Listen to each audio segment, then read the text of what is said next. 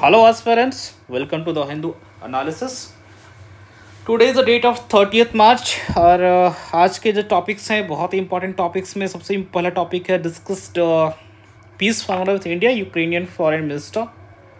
And before starting this topic, before हम अपना discussion start कर, let me introduce myself. I am Pragesh Prasun, your coach and mentor. And I am here to make ये जो आपका the Hindu news है इसको simplify करें, कैसे आप इसको एग्ज़ाम ओरिएंटेड, आप कैसे उसको एग्जाम में इन आर्टिकल्स को, इस कॉन्सेप्ट को यूज़ कर सकते हैं with its mains and prelims. So my job is to simplify all the news for you so that I could make it relevant for the exam. First point is that. Second, जो हमारा news analysis होता है ये it is structured into two part. ये दो भागों में बटा हुआ. सबसे पहला भाग है सर मेंस मास्टर, मतलब हम जो पहले न्यूज़ को मेंस के पर्सपेक्टिव से जो न्यूज़ इंपॉर्टेंट है हम उनको डिस्कस करते हैं. Then second is your prelims booster, जो न्यूज़ प्रीलिम्स के लिए इंपॉर्टेंट है और प्रीलिम्स वाले पार्ट में उसको हम देखते हैं. And apart from that, you also get a 2-page notes in Hindi and English both. जो भी हम न्यूज़ आर्टिकल डिस्कस करेंगे वो मेंस मास्टर वाले सेक्शन में या प्रीलिम्स वाले बूस्टर वाले सेक्शन में आपको उनका एक प्रिंटेड नोट्स मिलेगा PDF फॉर्मेट में. You can download from our website as well as from our Telegram group, जहाँ पे आपको 2 पेज का नोट्स मिलेगा, जहाँ पे सारी स्ट्रक्चर्ड वे में दी हुई रहेंगी हिंदी और इंग्लिश दोनों माध्यम. उसके अलावा आप हर दिन शाम को 8 बजे आए हमारे टेलीग्राम ग्रुप पे. वहाँ पे हम इसके इन क्वेश्चंस के, इन टॉपिक्स के ऊपर बेस्ड हम क्विज भी करवाते हैं. So you can join our Telegram group, जिसका लिंक हमारे डिस्क्रिप्शन में दिया हुआ है. So let's start our discussion. करते हैं जो सबसे पहला आर्टिकल है that on the front page, ये यूक्रेन रशिया वार से रिलेटेड है.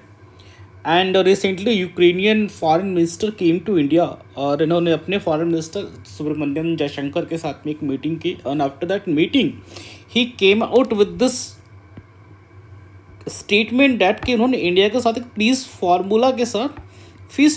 फार्मूला पे बात की है. सो इस संदर्भ में बहुत सी चीज़ें इंपॉर्टेंट हो जाती हैं कि क्या इस पीस फार्मूला में इंडिया का क्या योगदान होगा, क्या इंडिया के पास इतनी क्रेडिबिलिटी है कि जो दोनों पक्षों के बीच में मध्यस्थता स्थापित कर सके. और ओवरऑल एक लार्जर पर्सपेक्टिव में समझने की कोशिश करते हैं कि जो रशिया यूक्रेन वार है इसका रूट कहाँ से कैसे शुरुआत हुई और आज के संदर्भ में इसका इम्पैक्ट क्या पड़ने वाला है ना. इसमें इन दोनों के बीच में इंडिया क्या रोल प्ले कर सकता है. So let's start our discussion going back into the history. ये रशिया यूक्रेन वार ये कोई रिसेंटली 2022 में जो कॉन्फ्लिक्ट स्टार्ट हुआ, I think on March 10, 2022 this conflict started. And और इसके पीछे ऐसा नहीं कि just immediately started, long history इसके पीछे. लॉन्ग हिस्ट्री सर है क्या कि Ukraine for the long time Ukraine remain as a part of various empire. ठीक है, टिल 1991 तक ये USSR का पार्ट था, सोवियत संघ.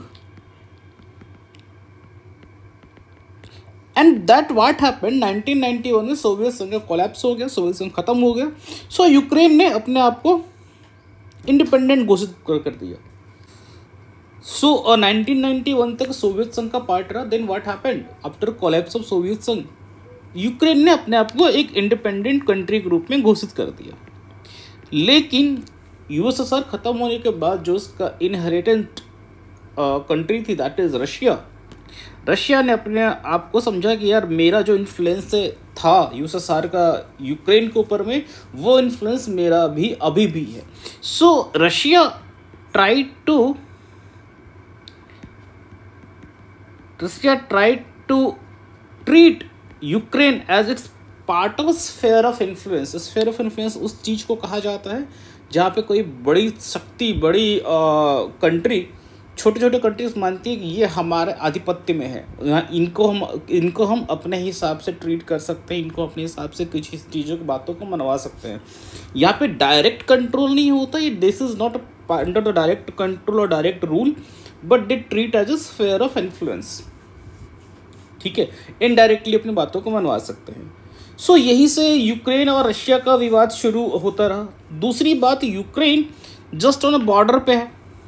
सो व्हाट हैपेंस, जो इनका वेस्टर्न पार्ट, ईस्टर्न पार्ट है, दिस ईस्टर्न पार्ट, यहाँ के लोग प्रो रशिया हैं और इस साइड के लोग प्रो यूरोपियन कंट्रीज हैं। सो इन चीज़ों को लेके आपस में इनके कॉन्फ्लिक्ट होते रहता है, ठीक है। सो एंड इसी बीच में conflict situation is not very good and what happened in 2024, in 2014 situation changed. इस समय क्या हुआ कि रशिया में एक बहुत ही स्ट्रॉन्ग पर्सनालिटी पावर को होल्ड करना शुरू कर दिया, that was Vladimir Putin. Putin is a very very strong personality and also is very very authoritative, ठीक है। सो ही स्टार्टेड, यहाँ पे ही इज प्लानिंग कि कैसे इस पार्ट में we should try to capture. So what happened in exactly 2014 हुआ क्या कि बहुत ज़्यादा यूक्रेन में प्रोटेस्ट होना स्टार्ट हुए and this protest were known as Euromaidan protest 2014। और इस प्रोटेस्ट में बेसिकली इस पार्ट के जो लोग हैं इनका कंट्रीब्यूशन था। दे वर सेइंग कि भैया हमें यूरोपियन यूनियन का पार्ट बनना है और कम्प्लीटली हमें यूरोपियन का पार्ट बनो, नॉट और उनकी जो इकोनॉमी अर्थव्यवस्था के साथ जुड़ो, रशिया के साथ संबंध को धीरे धीरे ख़त्म करो, ठीक है। और उस समय जो यूक्रेन के राष्ट्रपति थे that was Viktor Yanukovych, that's what Viktor Yanukovych. So what happened, और इस विक्टर यानुकोविच को सपोर्ट था किसका, रशिया का। तो इन लोगों ने, जिन लोगों ने यूरोपियन यूनियन का पार्ट बनने के लिए they were doing protest, so what they did, इन्होंने इसको वहाँ से हटा दिया प्रेसिडेंट के पोस्ट से, ठीक है। और यही बना कॉन्फ्लिक्ट का कारण, क्योंकि रशिया के साथ इसके बहुत अच्छे संबंध थे, रशिया की ही बैकिंग थी। तो सर यहाँ पे कॉन्फ्लिक्ट स्टार्ट हुआ and in this conflict Russia ने इस क्रीमिया पेनिनसुला को कैप्चर कर लिया, अपने में मिला लिया, कैप्चर करके इसको रशिया का पार्ट बना दिया। अब समझने की बात समझो कि क्रीमियन पेनिनसुला ऐसी बात नहीं है। क्रीमियन पेनिनसुला एक छोटा सा पेनिनसुला है, इसको लेके रशिया क्या ही कर लेगा, और रशिया का इसमें इंटरेस्ट क्या है। This is a very very बहुत ही स्ट्रैटेजिक लोकेशन है, इस पर बहुत दिन से रशिया की थी नज़र, और पुतिन का राइज हो रहा है। और इस समय विक्टर यानुकोविच के अगेंस्ट प्रोटेस्ट होता है, रशिया को मौका मिल जाता है, Russia captures this and capture ही नहीं करता, इसको अपने में मिला भी लेता है, ठीक है। नाउ ट्राई टू अंडरस्टैंड कि यार यही है क्रिमियन पेनिनसुला, इसका रोल क्या है। जब यूएसएसआर आपका विघटित हो गया, सो जो रशिया, उसके जो इनहेरिटेड कंट्री रशिया इमर्ज हुई। गौर से देखो, इसके पास कहीं भी कोई सी पोर्ट का एक्सेस नहीं है। तुम ईस्टर्न साइड पे देखोगे, इस साइड में यहाँ पे इसका सी पोर्ट का एक्सेस है, बट ये जो एरिया है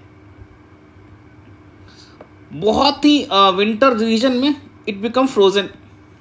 यहाँ पे Kamchatka peninsula, everything is here, this become frozen.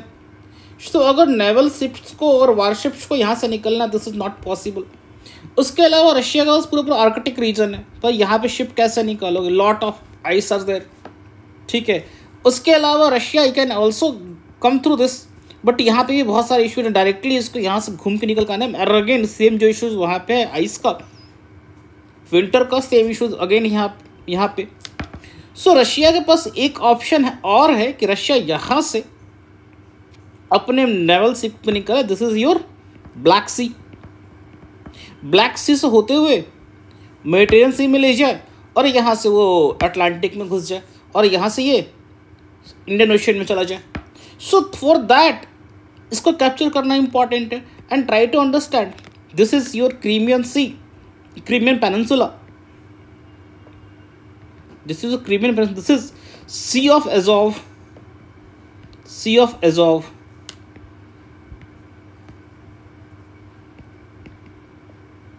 So Sea of Azov से होते हुए क्रीमियन पेनिनसुला, ठीक है। उसके बाद ब्लैक सी, ब्लैक सी के बाद they will enter here, this is Sea of Marmara, this is strait Bosphorus strait, this is Bosphorus strait, this is Sea of Marmara, और यहां से क्रॉस करते they will enter into Mediterranean Sea. So this is the strategic importance, this is the strategic importance which Crimean peninsula holds. और इसी चीज को ध्यान में रखते हुए बहुत दिन से नजर थी रशिया की, रशिया कैप्चर्ड इट, ठीक है। जो रशिया कैप्चर होने के बाद पूरे वेस्टर्न कंट्रीज में बहुत सारे सैंक्शन लगाए गए, लेकिन पुतिन ने बोला यार मुझे कोई फर्क नहीं पड़ता है, what I am doing, I don't care anybody, ठीक है। और इसी टाइम पे जैसे ही रशिया, जैसे जैसे रशिया अग्रेसिव होता रहा, रशिया को साथ दिया चाइना ने, बोला एक नंबर भाई, एक नंबर काम कर रहे हो तुम, ठीक है। क्योंकि both are showing their aggressive behaviour, तो दोनों के बीच में कन्वर्जेंस स्टार्टेड। सो ये वो टाइम था जब रशिया का धीरे धीरे धीरे भारत से दूरियां बढ़नी शुरू हुई, and Russia China started converging, ठीक है। सो इसके बाद व्हाट हैपेंड इन 2022, चूंकि ये 2014 से लेके 2022 तक ये सिचुएशन, वेस्टर्न कंट्री सैंक्शन लगाते जा रहे हैं रशिया के ऊपर, ये सैंक्शन, रशिया किसी की बात नहीं मान रहे, एंड मोस्टली इसके सैंक्शंस बहुत ज़्यादा इफेक्टिव नहीं हो पा रहा। इसके पीछे एक रीज़न क्या है कि रशिया जैसे क्रूड ऑयल वगैरह हैं, they are able to sell their crude oils, gases, ठीक है। And in fact many countries in the world are taking advantage of those opportunities created by this sanction, because Russia के साथ आप dollar में sanction, dollar में trade कर नहीं सकते हो। So what you have to do, you have to do trade in local currency, आप दोनों की जो म्यूचुअल करेंसी है दोनों कंट्रीज की, this is what India is doing. सो आपने कई बार देखा होगा Vostro and Nostro account in use, Vostro and Nostro account in use. That account is being used to trade between these two countries, India and Russia. And in fact, Russia has become one of the largest importer to the gas and oil to the India. So, but this conflict, the current situation is not very good. Always Ukraine is under fear. So, 2022 में what Zelensky जो अभी वहाँ के वर्तमान राष्ट्रपति हैं, he came up with an idea. उन्होंने Ukraine की तरफ से 10 पॉइंट पीस प्लान प्रपोज किया ड्यूरिंग G20 समिट, जो उस साल का G20 समिट हुआ। उस G20 समिट में उन्होंने 10 पॉइंट पीस प्लान प्रपोज किया, भैया हम और रशिया दोनों मिल के साथ बात ख़त्म करते हैं, धीरे धीरे हम लोग अपने लाइफ को नॉर्मल करते हैं। And what happened, Russia rejected the plan. Russia said no, we are not, हम आपके इस प्लान से सहमत नहीं हैं। एंड बिकॉज ऑफ दैट इनको जो टेंशन था, टेंशन कम होने के बजाय उनके बीच का टेंशन और बढ़ना शुरू हुआ। Finally it ended in conflict, and since March 2022 they are continuously on war. Western country कोई खुल के सपोर्ट नहीं कर रहा यूक्रेन को, खुल के मतलब they are not sending troops, या they are having some supplies of arms and ammunition, but they are still short of sending troops on the battleground. So ये पूरा बैकग्राउंड है। इसी बैकग्राउंड के क्रम में हमारे इंडिया में वहाँ के फॉरेन मिनिस्टर आए, and that foreign minister, India के अपने जो फॉरेन मिनिस्टर हैं सुब्रमण्यम जयशंकर, उनके साथ दे have a meeting. During meeting the foreign minister Dmytro Kuleba discuss a peace formula, कि कैसे इस कॉन्फ्लिक्ट को ख़त्म किया जाए, highlighting the efforts to find a peaceful resolution. ठीक है, एंड इनफैक्ट इधर जो नॉट ओनली इंडिया, इधर स्विट्जरलैंड भी है जो ग्लोबल पीस समिट कराना चाहता है। क्या कराना चाहता है? Global piece summit, Switzerland.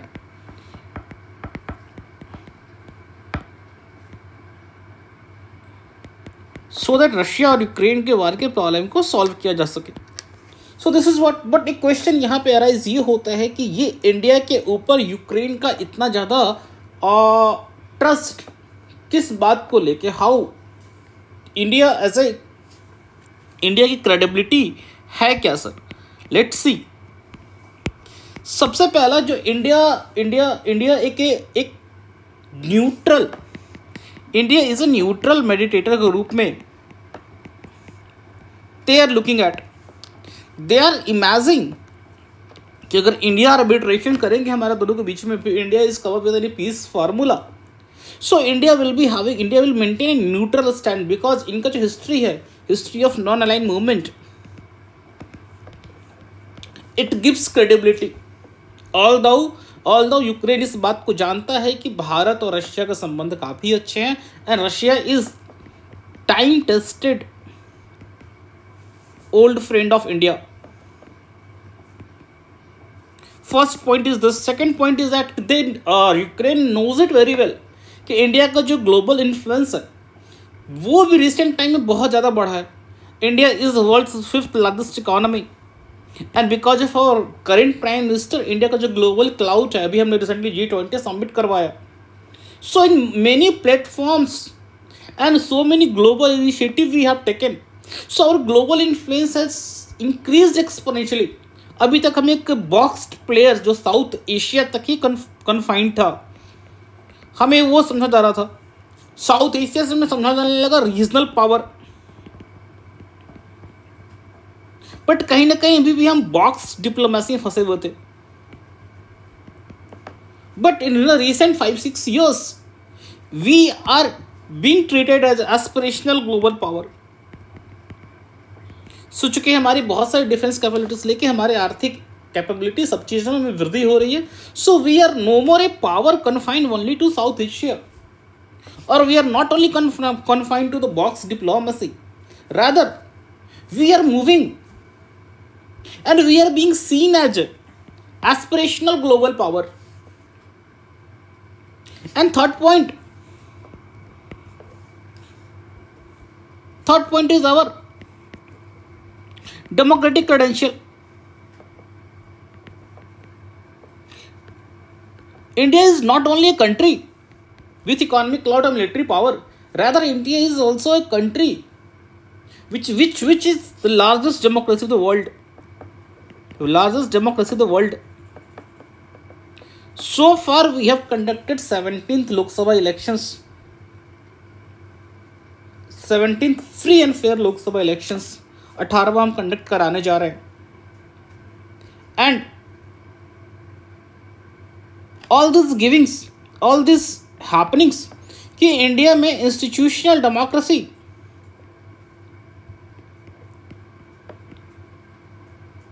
has taken its roots.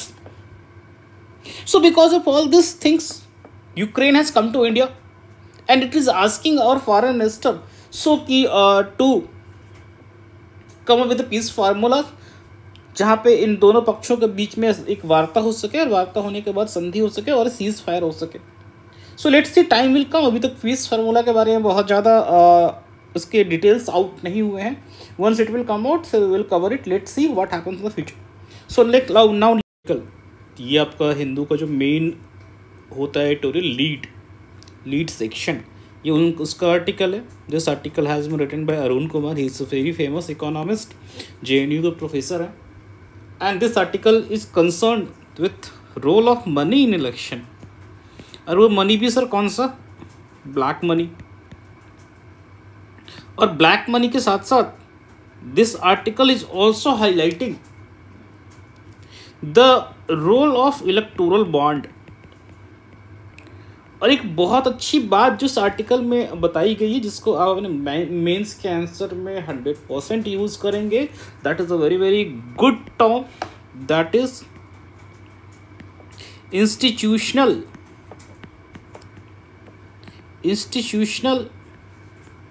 Cronyism,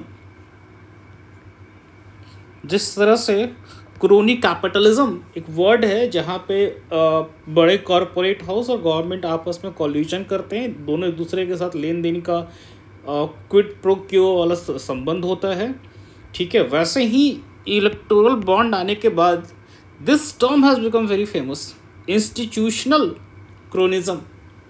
so कहीं ना कहीं ये अभी इलेक्टोरल बॉन्ड में आने के बाद ये मुद्दा आपका बहुत ही इंपॉर्टेंट हो गया, ठीक है। सो इस आर्टिकल को समझते हैं one by one. What is the background of this article is that it's in this article में role of money in Indian election के बारे में बात की गई है कि हाउ दिस मनी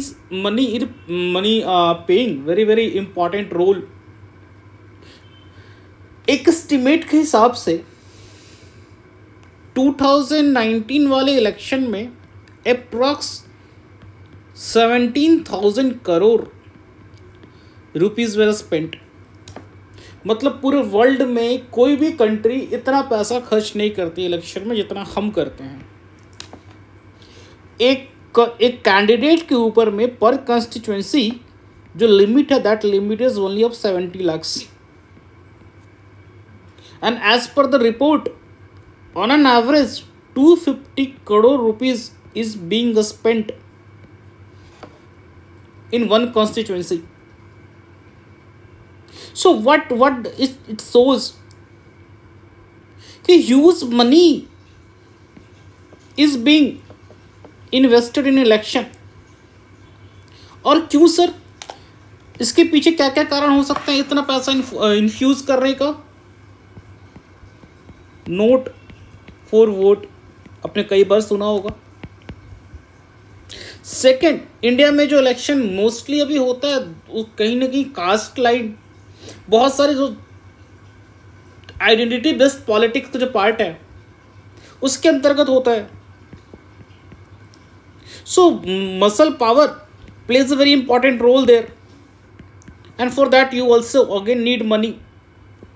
जो हमारा कैंपेनिंग है that campaigning has become so much expensive. ऊपर से जो सोशल मीडिया, आईटी सेल्स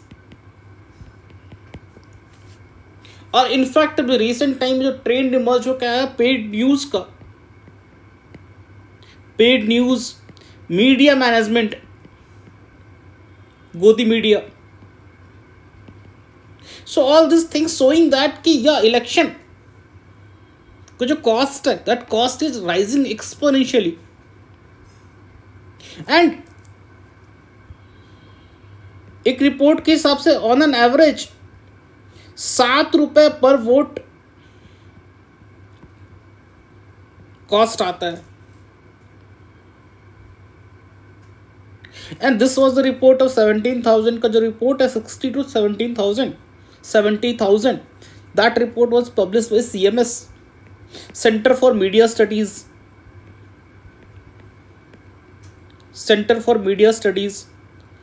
अब सर इतना पैसा चाहिए हमें, फिर इतना पैसा आएगा कहाँ से? From where this money will come?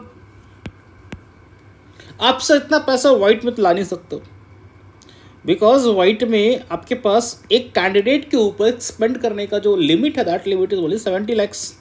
So this money has to come from black money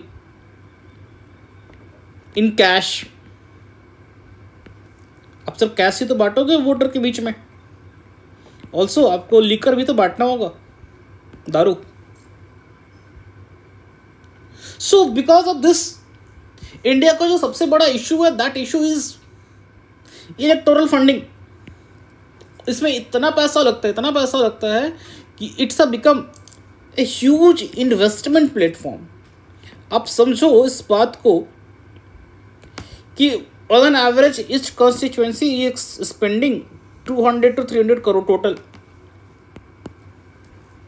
और इतने पैसा और कहीं आप इन्वेस्ट कर रहे हो, so what is your mindset? आपका माइंडसेट क्या है? आपका माइंडसेट सर यही है कि हम इतना पैसा जो इन्वेस्ट कर रहे हैं ये हमारे लिए इन्वेस्टमेंट है एंड इस पर हमें रिटर्न चाहिए।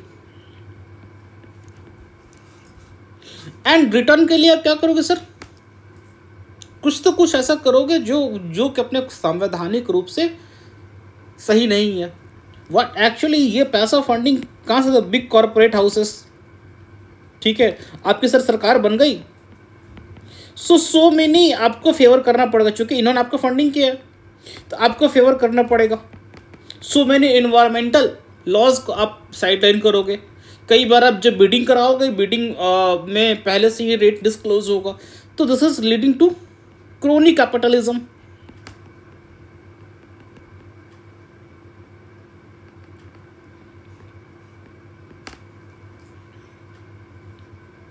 ठीक है, सो इसका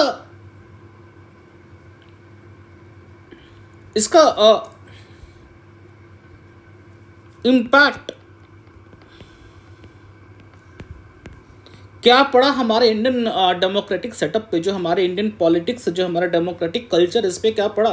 सबसे बड़ा ये कि पॉलिटिकल पार्टीज के ऊपर में ट्रस्ट खत्म होना शुरू हो गया। Political parties they are just being seen as a body without any ideology, बिना पेंदी का लोटा। They don't have any ideology at all. Everything is all about money and power. They can do anything. ठीक है। Second, trust deficit. एक report है, प्यू report, प्यू research centre, इनके हिसाब से trust in government institutions in India has declined in recent years. कहीं ना कहीं ये इसी चीज़ का फॉल आउट है। ये जो पॉलिटिकल पार्टी जाके गवर्नमेंट में गवर्नमेंट बनाती हैं, मेनी गवर्नमेंट एजेंसी कंट्रोल करती हैं, so it leading to what? Trust deficit.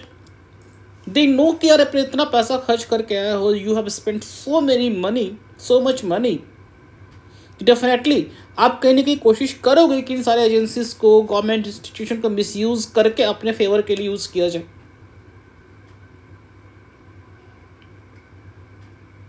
ठीक है, so this is what is leading to trust deficit in government institutions. अभी सो मच क्रिटिसिज्म आप देख रहे होगे, जितनी भी गवर्नमेंट एजेंसीज हैं, ईडी, सीबीआई, सबके अगेंस्ट में कहीं ना कहीं एलिगेशन तो उठ रहे हैं कि हाँ इनका मिसयूज किया जाता है। In fact in 2013 supreme court said कि CBI is a caged parrot. CBI एक पिंजरे में बंद तोता है। Third very important point here is that, इसका इम्पैक्ट में कि policy manipulation and preferential treatment. Policy manipulation, preferential treatment,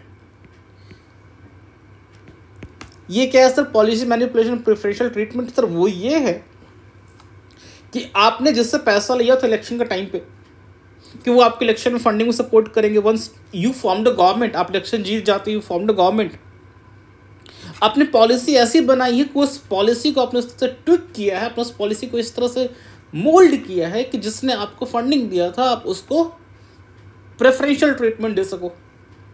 उसको कोई बिडिंग चाहिए, उसे कोई कॉन्ट्रैक्ट चाहिए, वो वहीं कहीं पे फॉल्स क्लियर करना चाहता है, आप उसको इस तरह से मैनिपुलेट करो कि वो लगे कि हाँ उनको सही मायने में दिया जा रहा है, उनको इस तरह के हर्डल ना हो। So all this things are creating very big problem like what?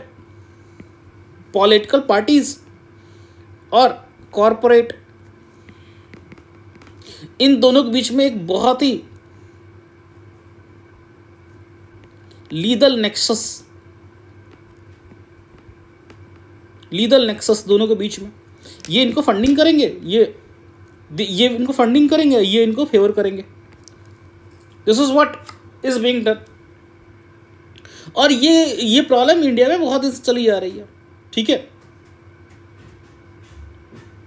और एक बात और, इस इम्पैक्ट में सर ये होगा, चूंकि आप इतना ज़्यादा पैसा खर्च कर रहे हो तो एक आम आदमी जिसके पास सही में पब्लिक सर्विस का स्पिरिट है, fourth point, person with the public service spirit he will not contest the election और she will not contest the election because capacity नहीं ना. How he can take on the such a mighty candidates, जो इतने बड़े बड़े powerful candidates हैं, उनका election campaigning, so much money power, muscles power. So normal person can't even think of.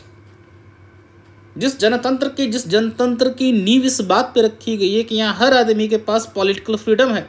Political freedom सिर्फ इस बात का नहीं है कि आप किसे चुनना चाहते हैं, पॉलिटिकल फ्रीडम इस बात का भी है कि आपका जन प्रतिनिधित्व करने का भी आपको पूर्ण अधिकार है. लेकिन वो जो आपका अधिकार है, दैट अधिकार is being stifled by this monetary consideration. So fourth point was that, and इसने क्या किया है, this is created a lethal nexus. So इन्हीं सब चीज़ों को ध्यान में रखते हुए बैकड्रॉप पे बहुत ज़्यादा डिबेट चल रहा था. इसी डिबेट के संदर्भ में 2017 few reforms were done. Government 2017 के फाइनेंशियल बिल में कुछ रिफॉर्म्स लेके आए. उस समय अपने यहाँ पे Arun Jaitley was the finance minister, and he brought some of the changes to the finance bill, and most prominent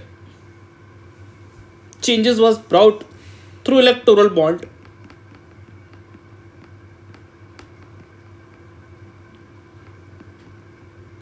ये electoral bond was like that. उनका ये कहना था कि इलेक्टोरल बॉन्ड लाने से भारत में जो भी पॉलिटिकल फंडिंग में करप्शन है, ब्लैक मनी है, दैट ब्लैक मनी का जो प्रॉब्लम है सॉल्व हो जाएगा. एंड व्हाट ही सेड कि suppose this is a bond. अभी क्या होता है कि अभी मान लो कोई पॉलिटिकल पार्टीज और इस पार्टीज को ये कोई भी ABCD person want to donate. So अगर अमाउंट बहुत बड़ा होगा तो क्या होता है कि this political party has to report. अगर अमाउंट 20,000 से बड़ा है, अब तो 2,000 हो गया, से बड़ा है, तो यू हैव टू रिपोर्ट कि ये पैसा हमने किन से लिया. सो यहाँ पे क्या होता है कि पॉलिटिकल इन पार्टीज के लिए जो भी थर्ड पार्टी इनको डोनेट करने जा रही, कॉर्पोरेट हाउस को या फिर कोई बड़ा इन्फ्लुएंशियल पर्सन, सो कोई बड़ा अमाउंट डोनेट नहीं कर सकते. और करेंगे भी सर कैश में करेंगे. यही है ब्लैक मनी ट्रेल. यहाँ से कैश में पैसा जाएगा, फिर कैश में पूरा पैसा इलेक्शन में घूमेगा. सो व्हाट एग्जैक्टली उन्होंने कहा, अरुण जेटली ने किस प्रॉब्लम को सॉल्व कर सकता है कि ब्लैक मनी, जो मार्केट में ब्लैक मनी आ रहा है, उस ब्लैक मनी को प्रॉब्लम को सॉल्व कर देते हैं. ठीक है. So what they will do, एक इलेक्टोरल बॉन्ड होगा. बॉन्ड सर क्या होता है? Bond is promissory notes.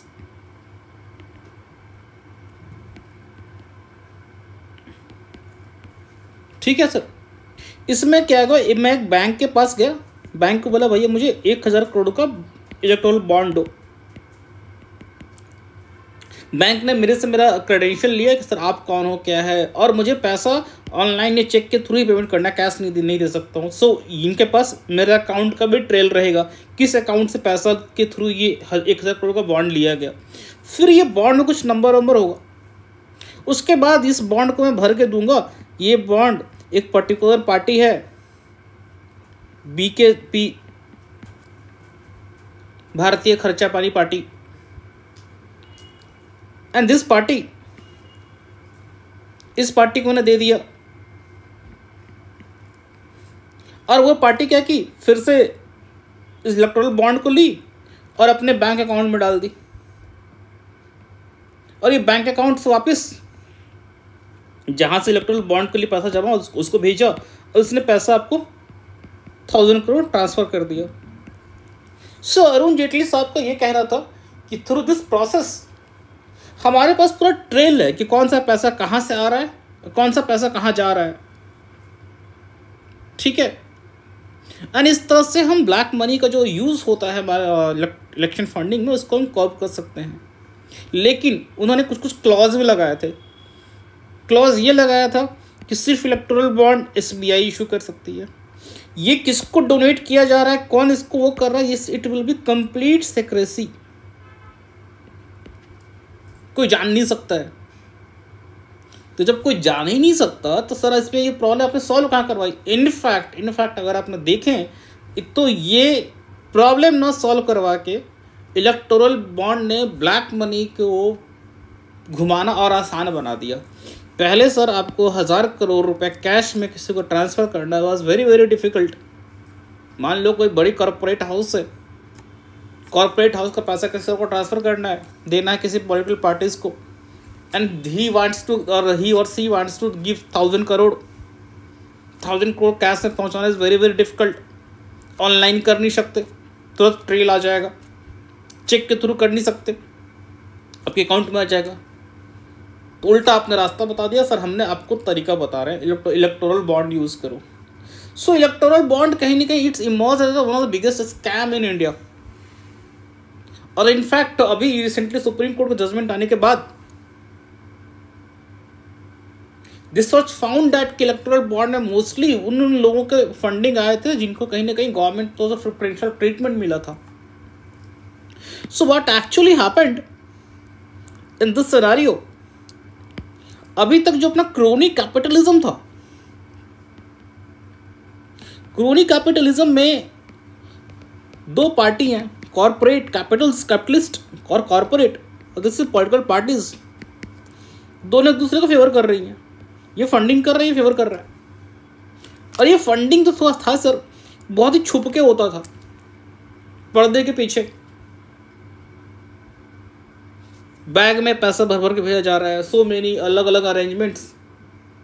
But electoral bond ने क्या किया, इसको पर्दे के पीछे ना करने को कोई दिक्कत नहीं है, आप आराम से करो, बिल्कुल बैंक में पैसा जमा करो और बिल्कुल सिस्टम के थ्रू इसको हम लेके जाएंगे,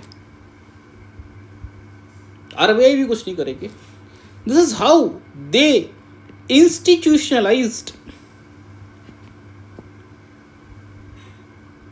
institutionalised cronyism.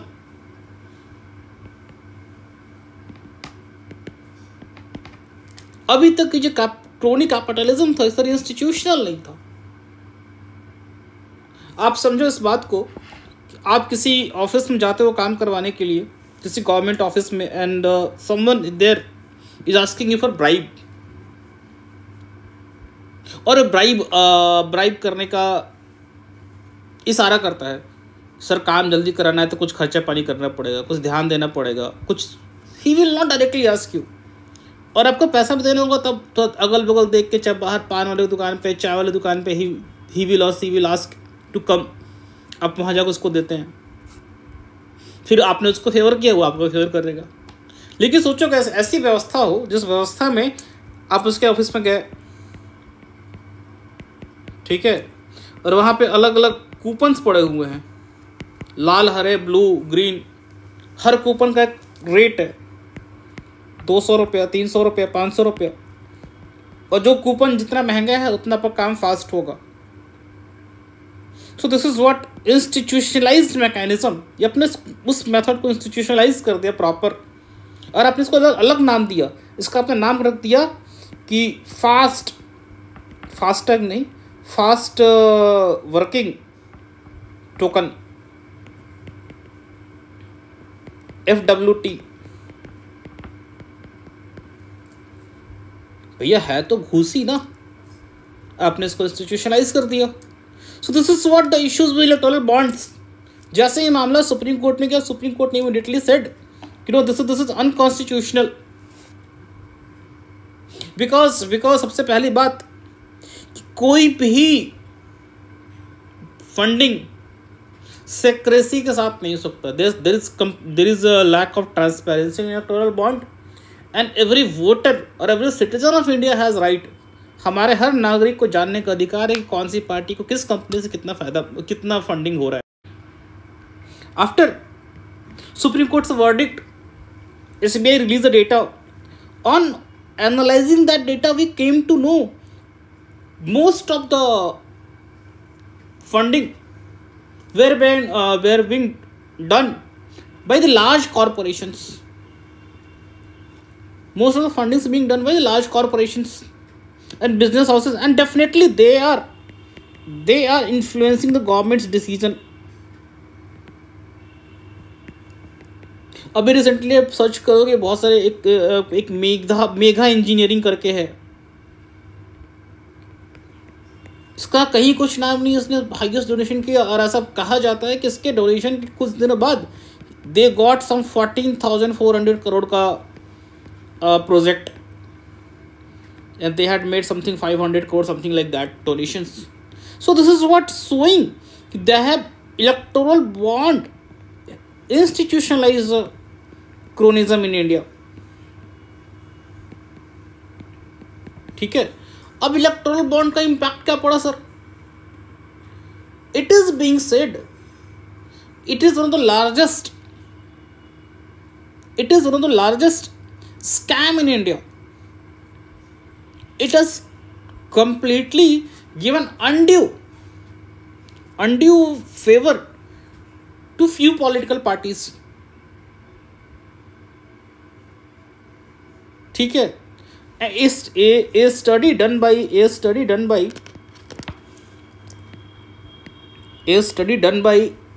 Carney's Endowment for International Peace. Carney's Endowment for International Peace highlighted the erosion of democratic norms and institutions in India, citing concerns about the concentration of political power. What is happening through these bonds and all these things, all these fundings are channeled through one political party. Most of the funding are going to one political party, और political party अपने influence को और फैलाते जा रही है. And this is what creating a very, very dangerous situation. This is leading to rise of cult worship.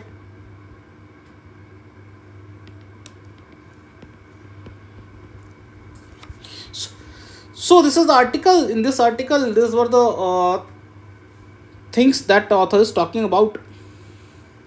And in conclusion, we can say कि electoral bond scheme failed to achieve its intended objectives, and instead it contributed to the perpetuation of undemocratic practices in Indian politics.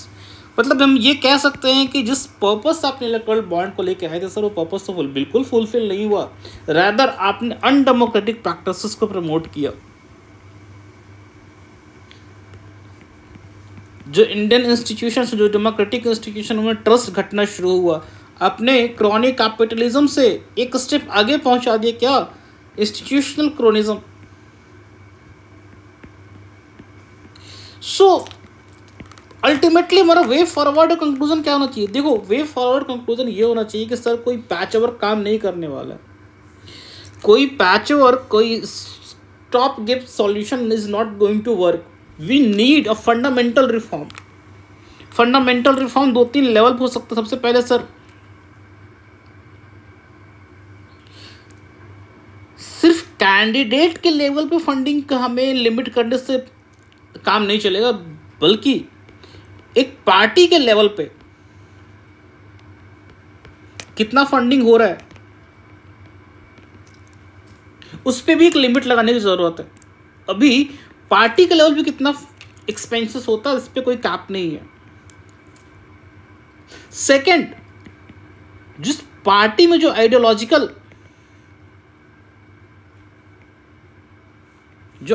की हत्या कर दी गई है, उसे फिर से जीवित करना होगा. And for that we need 2 systems. एक तो एक्सटर्नल चेक, एक इंटरनल. इंटरनल में inter party democracy, external check. ये जो पार्टी है, पार्टी को सर आरटीआई के अंदर लाओ ना. बट इस पे बहुत देर से डिबेट चल रही है कि this political party should be brought under RTI, and they are continuously refusing. वो लगातार मना करें, नहीं हम आरटीआई के अंदर नहीं आएंगे. ठीक है. एंड थर्ड, जो मोस्ट इंपॉर्टेंट, जो फंडिंग का मैकेनिज्म है सर, इस मैकेनिज्म पे फिर से एक बात सोचने की जरूरत है. क्या जो अभी का प्रेजेंट डे मॉडल है फंडिंग का, दैट मॉडल इज सुटेबल और we need to change. Dinesh Goswami committee had recommended for state funding. State funding, it may be partial state funding.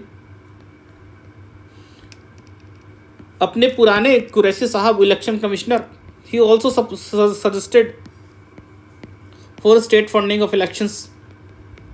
So we need some fundamental changes. कोई छोटा मोटा patch work करके this is not going to work. और जो सबसे finally जो सबसे बड़ा चेंज आना चाहिए वो आना चाहिए वोटिंग बिहेवियर में.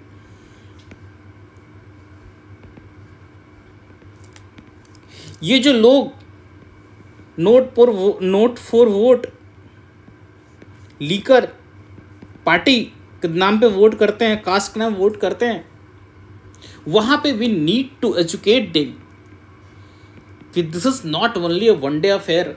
सिर्फ एक दिन का पार्टी का अफेयर नहीं है. This is entire future, your entire आपका फ्यूचर, आपके आने वाली जनरेशन का फ्यूचर आपके सिर्फ वोट के ऊपर डिपेंड करता है. और इसकी कीमत सिर्फ 7 रुपये नहीं हो सकती है. It's more than that. This voting power not only empowers you to become a political citizen, rather it also gives you dignity. It gives you power to decide what kind of future you are going to have. वो जो Abraham Lincoln का coat है, for the people by the people of the people, जो democracy का definition, sir ये इसमें ना तीनों लिंक मिसिंग है. Because in the present system,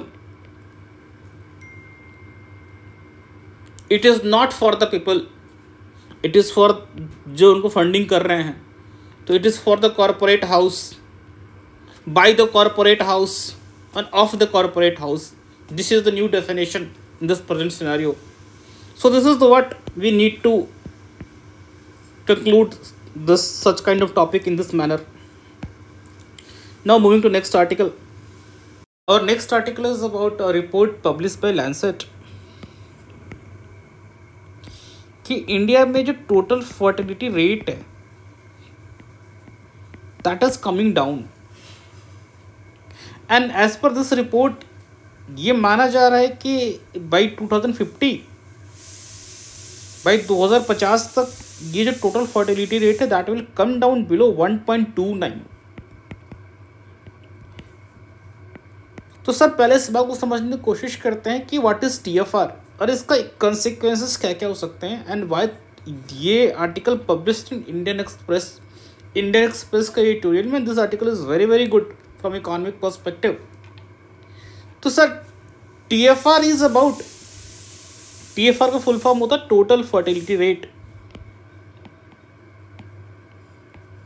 TFR means total fertility rate.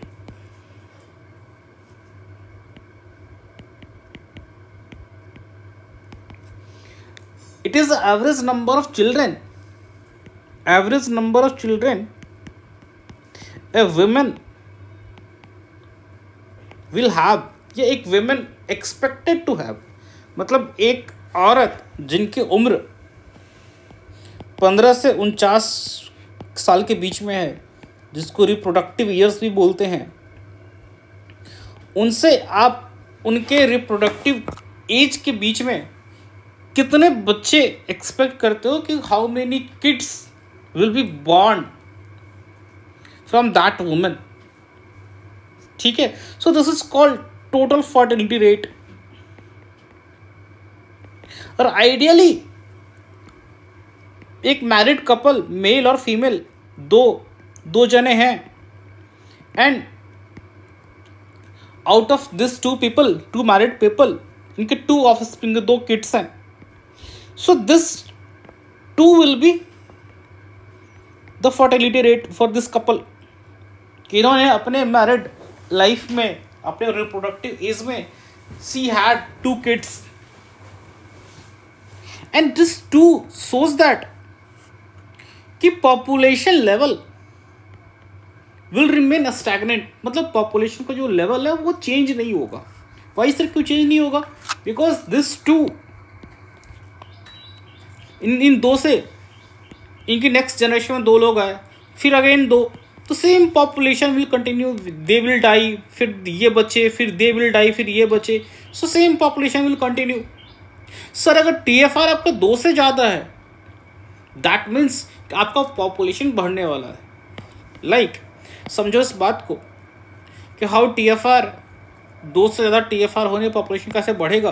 This is a first couple and they got married और इनके 4 kids हैं। तो इस पर्टिकुलर लेडी का TFR इज 4 और मान के चलते ओवर इन जनरल भी TFR उस पर्टिकुलर कंट्री का 4 है। अगेन दिस पर्टिकुलर किड, इसकी भी जनरेशन में he will again have, he will get married, फिर इसके भी 4, फिर इसके भी 4। सो विस 2, ये 2 से 4, 4 से फिर 16।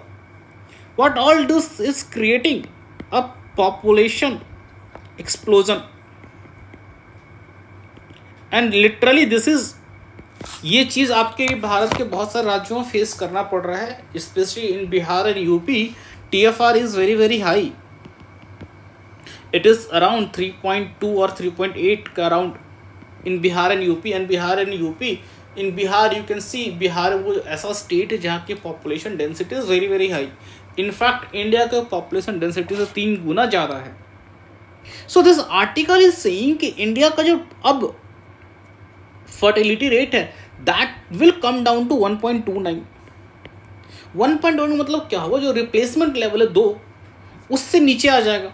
तो मतलब धीरे धीरे जो हमारा पॉपुलेशन का जो लेवल है, एक टाइम पे हमारा TFR हमारा ओवरऑल इंडिया का 2 से अधिक था, तो हमारा पॉपुलेशन बूम कर रहा था। आफ्टर सम टाइम हमारे पॉपुलेशन श्रिंक होने लगेगी। ये कैसे?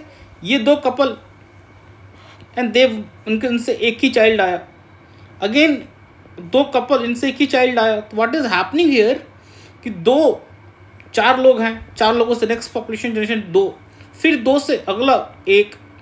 तो धीरे धीरे जो पॉपुलेशन विल डिक्लाइन, सो जो हमारे वर्किंग एज पॉपुलेशन है दैट विल डिक्लाइन।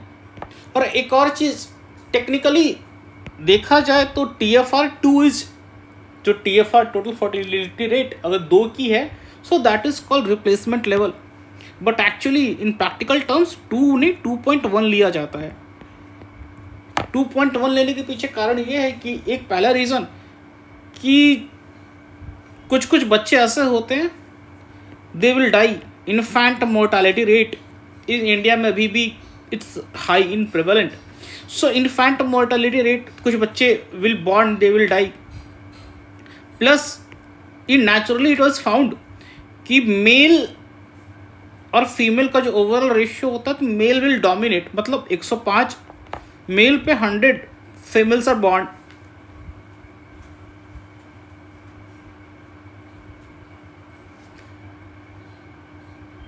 ठीक है। एंड थर्ड पॉइंट,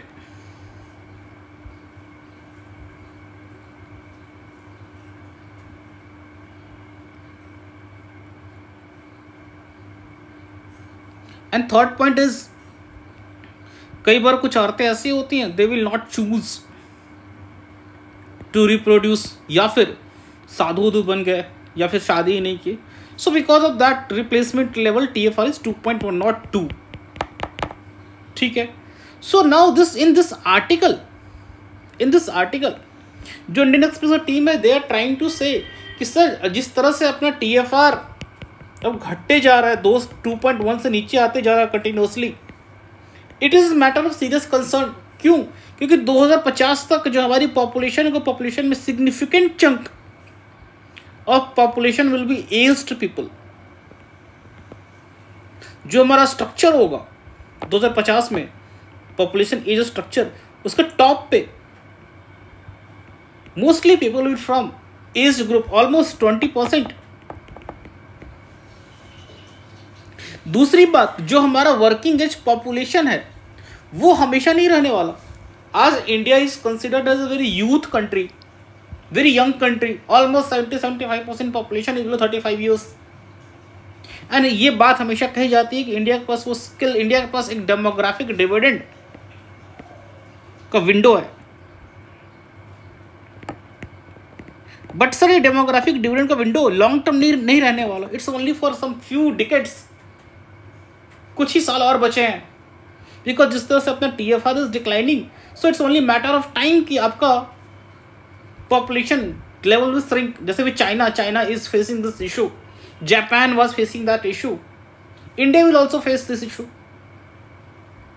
और नॉट ओनली ये इशू फेस करेगा कि इनका जो working age population will decline, but also एक नई प्रॉब्लम क्रिएट होगी कि जितने भी तुम्हारे एज्ड पीपल विल कम, जितने भी तुम्हारे एज्ड पीपल हैं, एजिंग सोसाइटी, अब इनको केयर की जरूरत पड़ेगी, medicine care, and they will become dependent.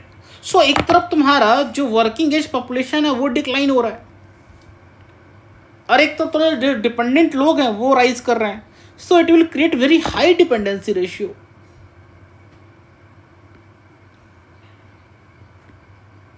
So what we need to do, ये जो पॉपुलेशन है जिनके ऊपर पूरा पूरा लोड रहेगा, they need to be having high paid, इनको हाई पेड जॉब की जरूरत पड़ेगी। और हाई पेड जॉब के लिए what we need, skills, and this is what we don't have a skill.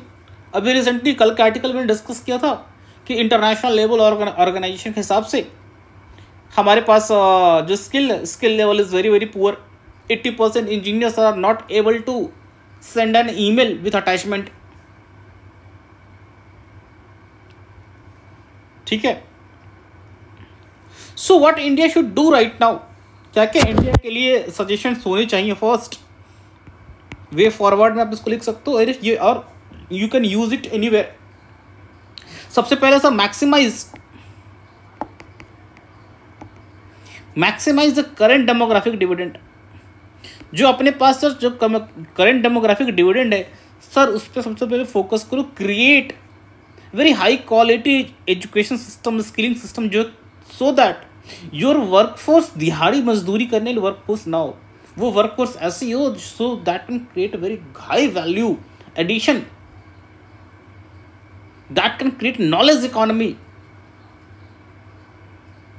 Second sir, आपके इस जो भी आपका जो प्रेजेंट स्किल्ड सिस्टम है वो सेमी स्किल्ड और अनस्किल्ड लेबर मार्केट में जॉब क्रिएट करता है। Rather we have to create job in knowledge economy.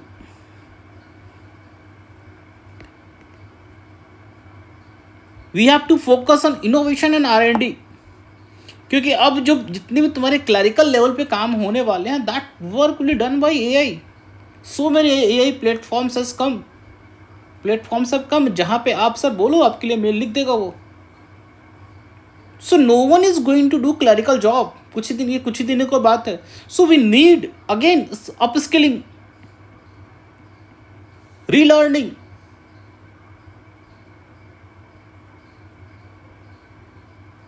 So first sir ये करो, जितनी भी तुम्हारे आपकी जो प्रेजेंट पॉपुलेशन है उस डेमोग्राफिक डिविडेंड को सर मैक्सिमाइज करो।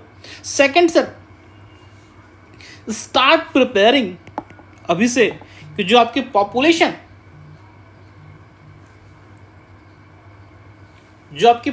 बढ़ने वाली है, उस पॉपुलेशन को देखो कि जो आपकी एजिंग पॉपुलेशन, उस एजिंग पॉपुलेशन के साथ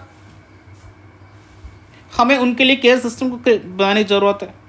we need so many facilities, उनके लिए pension system.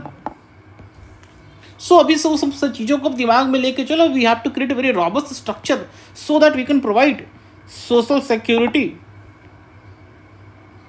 To our ageing population. Third, we should also focus on the regional differences.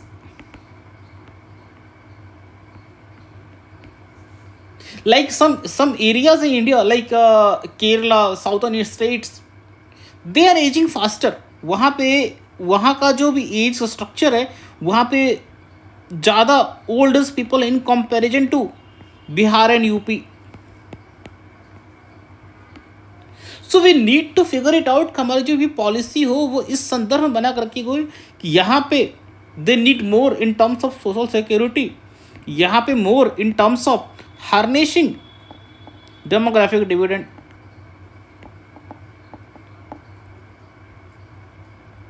और इनफैक्ट ये दोनों आपस में एक टूल की तरह काम कर सकते हैं। इनको सर जो साउदर्न स्टेट्स हैं, दिए यहाँ पे per capita income is very very high, but यहाँ का जो पॉपुलेशन है वो एजिंग पॉपुलेशन है। यहाँ का population is youth, very high working population, but per capita income is low. So this internal migration can work as an equalizing force. जो southern और नॉर्दर्न स्टेट की जो डिवाइड है, this divide can be minimised through harnessing our demographic dividend और changing internal ageing structure. जो India का अंदर का इंटरनल एजिंग स्ट्रक्चर है उसको अपन चेंज कर दें, so this can work out. ठीक है, so this is what this article is talking about, and definitely you should quote in the exam Lancet report that 1.29 will be our TFR by 2050, and this is going to create a very grim situation. ठीक है, so what is the bottom line is that India said the rapid demographic shift. India's rapid demographic poses both a challenge as well as an opportunity. Proactive policies to maximize the current workforce and prepare for the needs of the future of elderly population are essentially for the country's long-term well-being. मतलब India को जो demographic structure है, that is ये जो हमारा change हो रहा है अपना demographic structure, that is both एक चैलेंज की तरफ भी है और एक अपॉर्चुनिटी भी है. ठीक है, और इट्स टाइम हम इस चीज़ को बहुत ही प्रोएक्टिवली लें और इसको मैक्सिमाइज अपने करंट वर्क फोर्स को मैक्सिमाइज उनके पोटेंशियल को मैक्सिमाइज यूटिलाइज करने की कोशिश करें और फ्यूचर के लिए वेल प्रिपेयर्ड होने की भी कोशिश करें. This is what the article is about. So let's start with this article. This article has come up in your Indian Express. That is titled with Africa at the Center.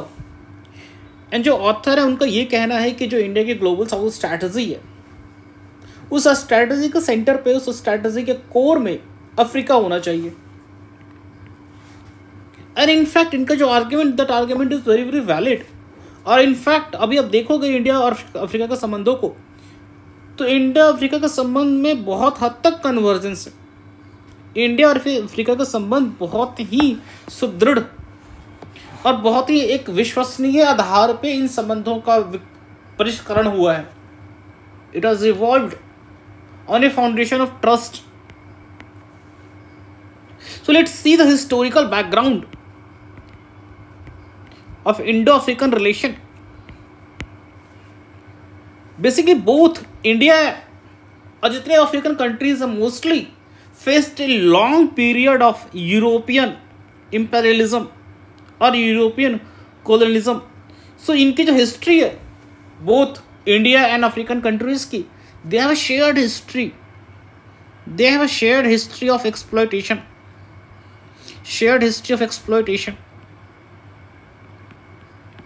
और ये एक बहुत बड़ा बॉन्डिंग क्रिएट करता है, because both faced unstoppable exploitation.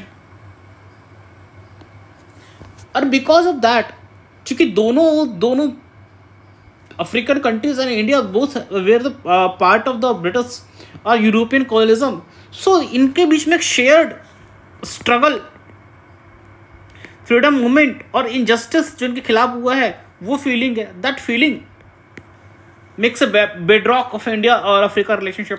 In fact Mahatma Gandhi के movement से inspired होके so many independence movement has happened in Africa, like Nelson Mandela apartheid movement in south Africa, Jomo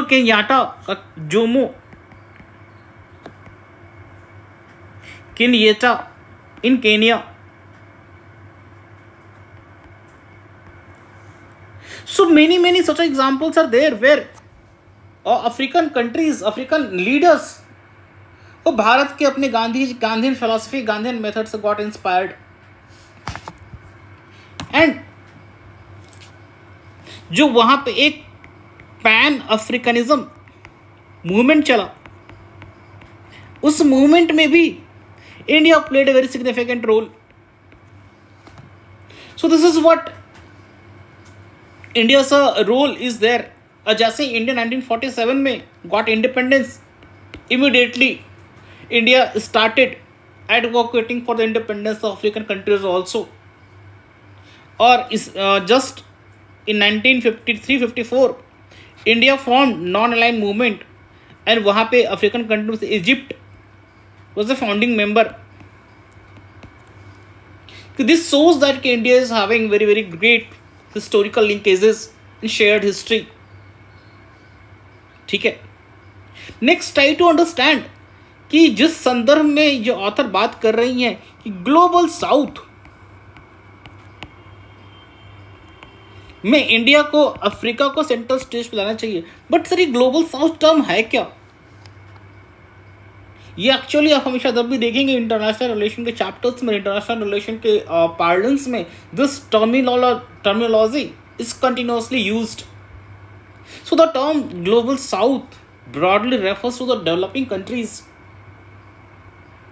primarily located in southern hemisphere. ठीक है. but primarily located in southern hemisphere, but this is not actually only criteria. main criteria is the वैसी country जिनका अभी भी developing phase में है या फिर list developed countries. Socio economic indicators पे they are not performing very well. So global south को तुम वेस्ट से यू कैन कॉन्ट्रास्ट. जैसे अपन वेस्ट को denote, west word we use to denote developed countries, similarly we use global south to denote developing and least developed countries. और in fact when the era was, ये जो colonialism वाला era था, that time ये जो countries थी जो जिनको एक्सप्लॉइट किया गया था, जिनको कॉलोनाइज किया गया था, those country were called third world. So ये थर्ड वर्ल्ड जो वर्ड था that is very very derogatory. So क्या क्या एक ऐसी टर्मिनोलॉजी ईजाद की गई जो थोड़ी सी रिस्पेक्टफुल हो, and this terminology is global south. ठीक है. And why global south? Why global south is very very important today? What significance does this global south is having for today's changing global order? So हुआ क्या sir, when this ये global south countries got independence, so slowly they started rising and they are becoming economic power. Like India is the 5th largest economy in the world. So what happened कि धीरे धीरे जो balance of power है, this started shifting to this global southing countries, global southern countries या global south. So challenging power imbalance, ये जो power imbalance shift होना शुरू हुआ. सो वेस्टर्न या डेवलप्ड कंट्रीज की थोड़े उनका वो जो उनका क्लाउड था, जो उनका पावरफुल ग्रिप था इंटरनेशनल रूल, इंटरनेशनल गवर्नेंस पे, वो कहीं ना कहीं उसको चैलेंज किया गया. Second, global south created a collective voice. जैसे भी WTO में कई बार फूड स्टॉक के लेके इश्यूज रेज होते हैं, डेवलप्ड कंट्रीज हमेशा बोलते हैं कि यार डेवलपिंग कंट्रीज आप लोग सब्सिडी देके you are distorting the market. But because of our collective voices of global south, we are able to resist. हम WTO में डेवलप्ड कंट्री के द्वारा बनाए जाने वाले प्रेशर को हम रेसिस्ट कर पाते हैं. ठीक है. So this is the concept of global south. Again this global south concept is closely related to the concept of multipolarity. Sir multipolarity ये कहता है कि world has become and world should be multipolar. जैसे कि sir this is your whole world और power किसी एक particular centre पे ना हो के पावर अलग अलग जगहों पे डिफ्यूज्ड है. What happened during Cold War era? There were two power centers. One was led by USA, second was your Soviet संघ. ये दो पावर सेंटर थे और इनके बीच में स्ट्रगल चल रहा है. And this led to the era of cold war.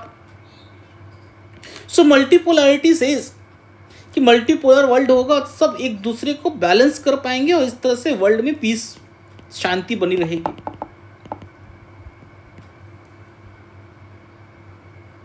ठीक है। एंड जिस तरह से ग्लोबल साउथ राइज कर रहा है, जिस तरह ग्लोबल साउथ की कंट्रीज राइज कर रहे हैं, China, Brazil, south Africa, these are rising, so they are making the world multipolar. Now US is not the only sole power, और रशिया तो खैर बहुत पीछे है अभी. So many countries from global south has come to the fore and making the world global multipolar. So global south and multipolarity both are interlinked concepts. ठीक है. And in this interlinked concept, this concept of global south, India has emerged as a leader. India has emerged as a leader of this global south because of its growing influence, its economic power. Second, इसके historic जो ties हैं अलग अलग global south की country के साथ में. Third, अभी रिसेंटली इंडिया में G20 समिट इसने we concluded and we collectively, India shown कि वी आर कलेक्टिवली वॉइसिंग, मतलब थर्ड वर्ल्ड के कंट्रीज का वॉइस को रिप्रेजेंट करने के लिए India is very very able leader. G20 में कई सारी बातें ऐसी उठाई जो third world country, global south countries से, साउदर्न कंट्रीज से it's directly related. It's not only in G20, so many in WTO platform. In fact during COVID-19 pandemic India इसमें वैक्सीन एक्सेस को लेके बहुत ज़्यादा और इक्विटेबल टेक्नोलॉजी ट्रांसफर को लेके बहुत वोकल था. कई बार इंडिया ने generic medicine exported to the needy countries. अब फाइनली इंडिया की थोज में है. दिस इज और कल्चरल इथोज वसुधैव कुटुंबकम.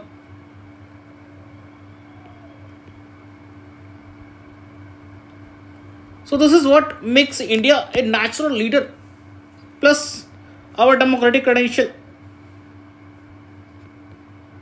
We are not a failed state like our other neighbors.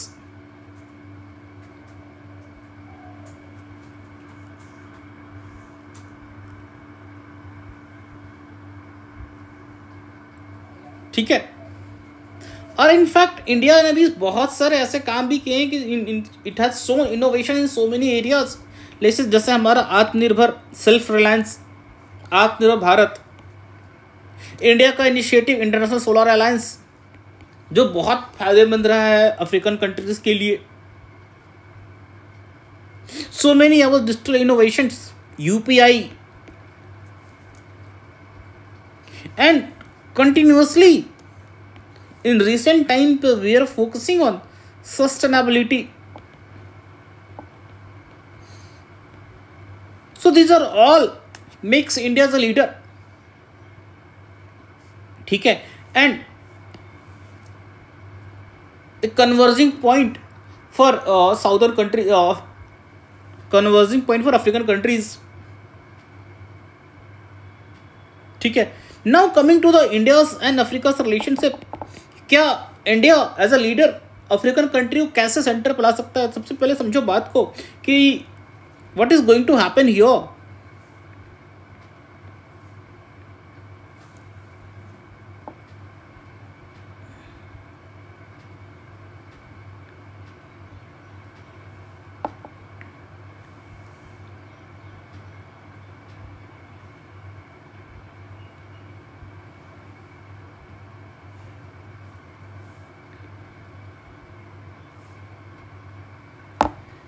So what happened here, अभी रिसेंटली मालदीव्स के साथ हमारे इश्यूज चल रहे थे. मालदीव्स ने बोला कि नहीं India you should vacate right now. और चूंकि मालदीव्स का भी चाइना के साथ is very having cosy relation,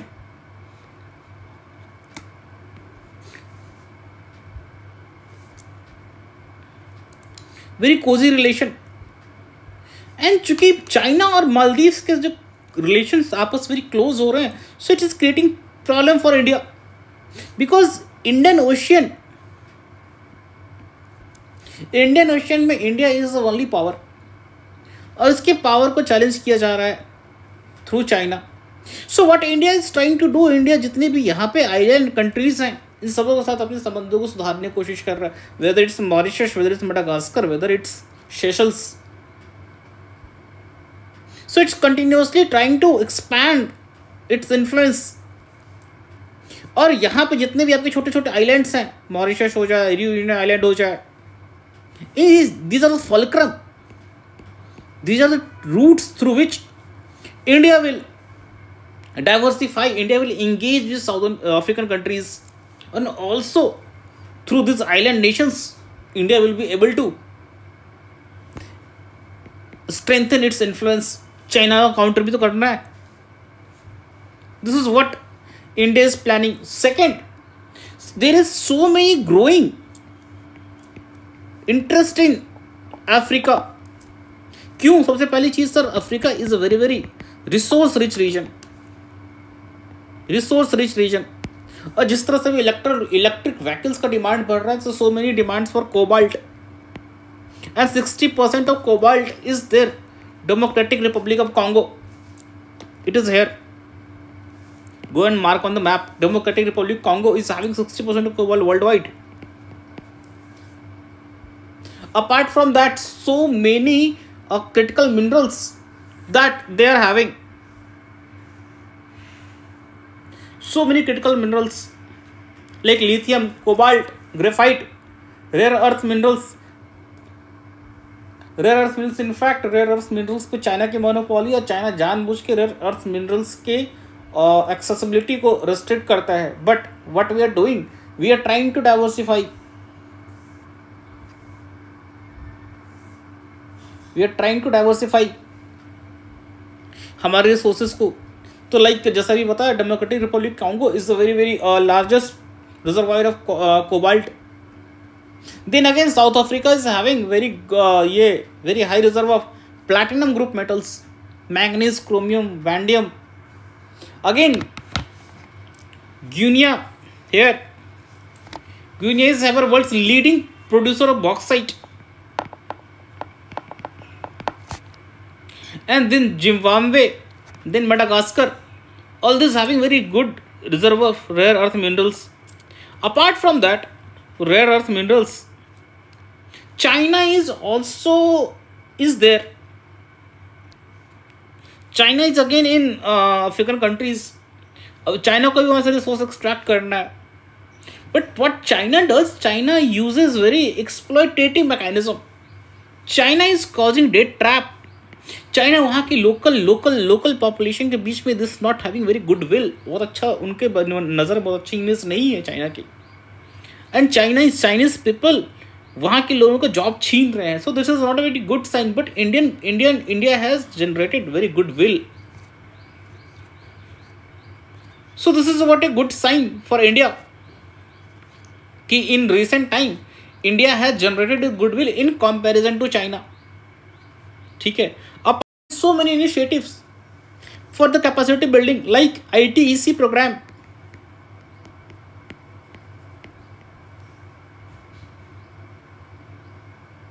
Then scholarship and training.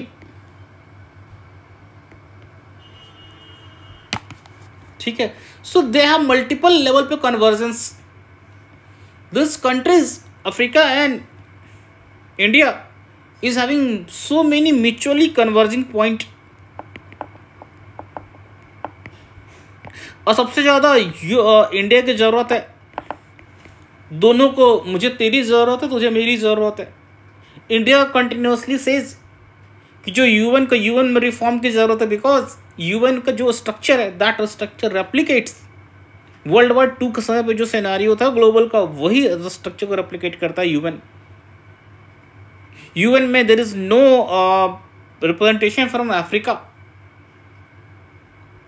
So UNSC को रिफॉर्म करने की जरूरत है. So India says African countries, African Union should be given a seat in UNSC. चूंकि Africa is a very large continent with many countries, so they support India's claim. चूंकि India is one of the leading power, economic power, so it should be given seat in UNSC. So बहुत हद तक convergence है, बहुत सारी चीज़ों पर convergence है. चैलेंजेस यहाँ पे ये हो सकते हैं इंडिया एंड अफ्रीका रिलेशन के। सबसे पहला challenge, India is facing stiff competition. India is facing stiff competition from what? China.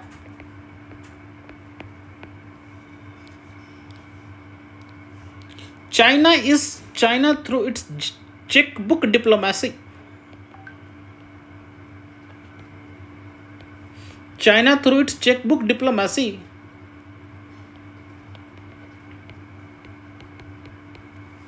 try to control the African countries. वहाँ ये गवर्नमेंट को और मैनिपुलेट करना। बहुत सारे अफ्रीकन कंट्रीज ऐसी हैं जहाँ की जो गवर्नमेंट है, that government is not democratic, और वैसे कंट्रीज को मैनिपुलेट करना is very very easy for China. So this is what first challenge. China के पास बहुत बड़ा डीप पॉकेट है। चाइना का GDP is 5 times bigger than India, so it can easily influence the African government. Second, growing influence of China again in Indian Ocean region. Third, African regions are politically unstable. You will see अभी South Sudan कौन चल रहा है, South Sudan civil war, so many terrorist groups are active, poverty and hunger, so many issues are there. So अभी Somalia piracy is going through. So many challenges are there that has to be worked out, and then only both countries can capitalize the strong bonding which they have developed through shared convergence.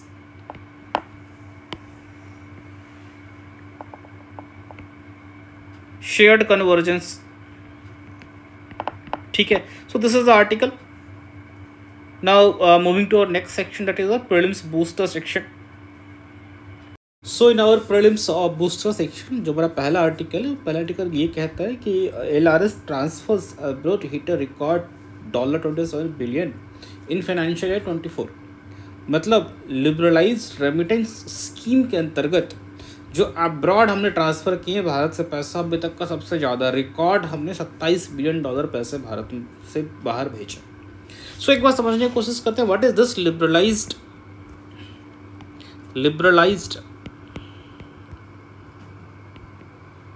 Remittance scheme. Sir it's not very easy, ये इतना आसान नहीं है। भारत से दूसरे देशों में पैसा भेजना इतना आसान नहीं है। सो इसके लिए एक प्रॉपर आरबीआई ने मैकेनिज़्म सेट किया हुआ है, और इसके मैकेनिज़्म के अंतर्गत आरबीआई ने 2004 में एक स्कीम इंट्रोड्यूस किया जिसका नाम था sir liberalised remittance scheme. Liberalise मतलब अब उतना ज़्यादा रेगुलेशन नहीं है, कुछ थोड़े कम रेगुलेशन। रेमिटेंस मतलब जो आप बाहर पैसा भेज रहे हो या फिर बाहर से पैसा आ रहा है, रेमिटेंस स्कीम। इसके अंतर्गत आप अन्य कंट्री में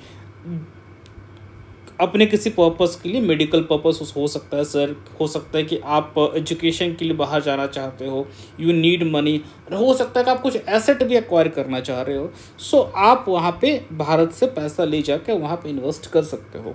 सो सर क्या आप कितना पैसा लेके जा सकते हैं? सो आरबीआई ने बोला कि नहीं, एक लिमिट है, दैट लिमिट इज $2,50,000 से ज़्यादा डॉलर आप लेके नहीं जा सकते। This is what limit set by the RBI. ठीक है, और ये पैसे ट्रांसफ़र आप किन किन मदों में कर सकते हैं? तो देखिए, हमारे जो भी ट्रांजैक्शंस होते हैं दूसरे कंट्री के साथ में, दैट ट्रांजैक्शंस को हम 2 कैटेगरी में डिवाइड करते हैं, करेंट अकाउंट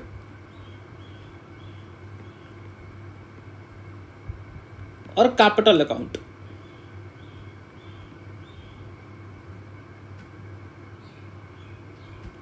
और आप जो एलआरएस के अंतर्गत जो पैसा लेके जा रहे हैं, इन दोनों में से किसी भी अकाउंट पे आप यूज़ कर सकते हैं। अब करेंट अकाउंट, कैपिटल अकाउंट क्या हुआ सर?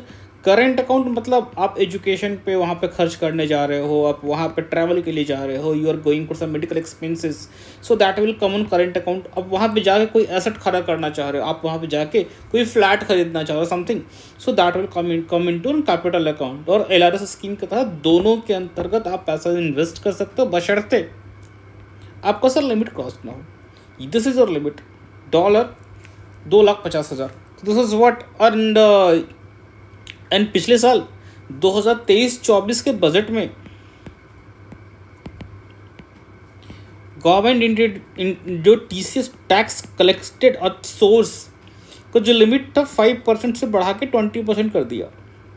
और 20% करने के बावजूद भी जो भारत से दूसरे देशों में पैसा भेजा गया उसमें बहुत ज़्यादा बढ़ोतरी आई। यू कैन सी हियर कि remittance for travel and total remittance is how this is increasing, this is how remittances are increasing.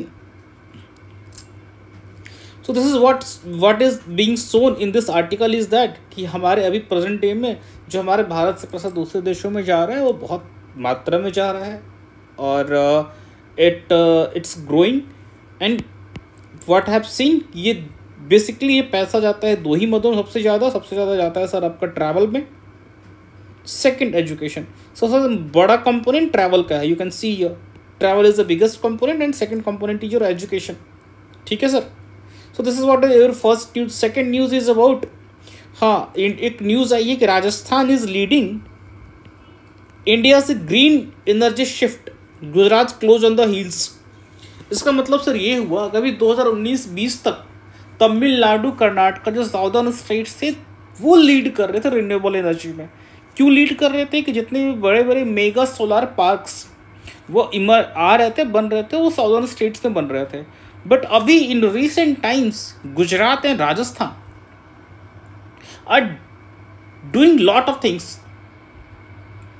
इनके पास दो बहुत बड़े पोटेंशियल है, एक तो सोलर का पावर का पोटेंशियल है, सेकंड विंड मिल्स का। और सोलार में जिस रीजन में आते हैं जहाँ पे जो का लोकेशन है वहाँ पे मैक्सिमम हीट कैपेसिटी इंसोलेशन वहाँ पे आता है। सो बिकॉज ऑफ दैट इस कारण से राजस्थान और गुजरात ने ऐसे कई सारे वहाँ पे सोलर पार्क्स को इनलार्ज करते जा रहे हैं, कैपेसिटी बढ़ाते जा रहे हैं कि बिकॉज ऑफ दैट पिछले साल Gujarat was leading, Gujarat top पे था और इस बार गुजरात को थोड़ा सा पीछे करके राजस्थान टॉप पे आ गया। So Rajasthan produced, you can see here, almost 40,000 megawatt of renewable energy. वहीं पे Gujarat second approx 36,000 megawatt of energy.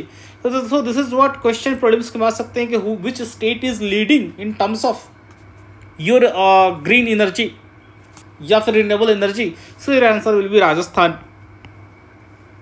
ठीक है सर। Who is second? तो second is गुजरात। ठीक है। So now next moving to next article. This article is very very important. एक हिंदू में एक बड़ा सा आर्टिकल है जिस आर्टिकल में बात की गई है कुतुनाड करके एक जगह है केरला में। And this place is very very famous, बहुत ही प्रसिद्ध जगह है क्योंकि यहाँ पे सी लेवल से नीचे धान की खेती होती है और ये अपने आप में एक अजूबा प्लेस है। दिस इज नॉट पॉसिबल क्योंकि सर समझो this is a coastal region, this is a coastal reason.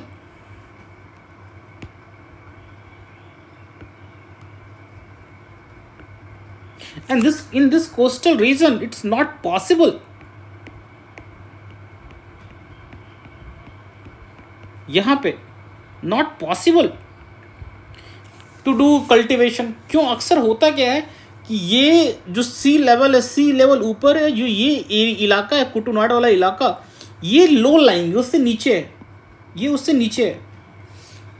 तो जब भी हाई टाइड आएगा तो क्या होगा सर, पानी नीचे के अंदर आ जाएगा और सलाइन वाटर में इट्स नॉट पॉसिबल तो आप खेती कर सको। सो व्हाट इज वहाँ के जो भी फार्मर्स थे, वहाँ के जो फार्मर्स थे दे डिड वेरी, बहुत ही बड़े लेवल पे उन्होंने इस लैंड को रिक्लेम किया। लैंड रिक्लेमेशन का मतलब हुआ सर कि वहाँ पे इस चीज़ में उन्होंने बहुत ज़्यादा इंजीनियरिंग स्ट्रक्चरल चेंजेस किए, जिसके थ्रू यहाँ के लैंड को उन्होंने खेती करने लायक बना दिया. सो व्हाट दे एक्चुअली डिड, एक वर्ड आप लोग पढ़े होंगे ज्योग्राफी में, डाइक्स एंड बंड्स. इसके थ्रू व्हाट दे डिड, इन्होंने यहाँ पे बहुत ज़्यादा पानी को अंदर आने और जाने के लिए बांध लगा दिए. In fact the same technology has been used by in Netherland also. In Netherland also they have used same technology, because Netherland is also on the just sea level पे है. तो कई बार वहाँ पे क्या होता है, पानी घुस जाता है नीदरलैंड के अंदर में. So what Dutch did, they claimed same thing, dykes and bunds लगाया. उसके बाद what they did, sluice gate. अब इसके थ्रू सर क्या होता है कि मान लो आपके मॉनसून में यहाँ पे बहुत अच्छी बारिश हुई, बट बारिश कारण पानी बहुत ज़्यादा हो गया है. So what they will do, they will open the gate and पानी को निकाल देंगे. तीसरा, यहाँ पे जो राइस ये लोग कल्टिवेट करते हैं, जो धान खेती होती है, वो जो राइस की वैरायटी होती है, that variety is saline tolerant. मतलब ये यहाँ का जो पानी है सर, वो पानी वहाँ का जो धान है, वो जो पानी होने वाला सॉल्ट है, समुद्री पानी, जो खारा पानी पाया जाता है, सॉल्ट है, उस सॉल्ट को they can tolerate such kind of salt. And also इन्होंने जो ये पूरा डेवलप किया है इस इलाके, कुटनाड इलाके को, इसको ये लोग एज ए वाटरवेज भी यूज़ करते हैं. So this is a very very famous place for known कि कैसे वहाँ के लोगों ने इस ज्योग्राफी को इम्प्रूव करके एंड वहाँ पे they have developed such a unique system of agriculture. So कभी भी क्वेश्चन हमेशा यही आएगा कि ऐसा कौन सा रीजन भारत में है जहाँ पे समुद्र लेवल से नीचे जाके धान की खेती होती है. That is sorry Kuttanad region. ठीक है. So this is what for today's the Hindu summary. ठीक है. We have discussed all the sections of mains as well as prelims. ठीक है. आप हमारे वेबसाइट पे जाएं, हमारे टेलीग्राम ग्रुप पे जाएं and you will get this the Hindu summary का नोट्स. आपको 2 पेज का नोट्स मिल जाएगा, जहाँ पे यू विल फाइंड कुतुनाड वाला आर्टिकल, देन अगेन LRS वाला आर्टिकल, देन राजस्थान जो leading the renewable energy, then again हमने जो अफ्रीका के बारे में बात किया था मेंस वाले सेक्शन में, you will get just 2 page notes. ये हिंदी और इंग्लिश दोनों माध्यम में अवेलेबल है. ठीक है. तो फिर लेट्स एंड द सेशन.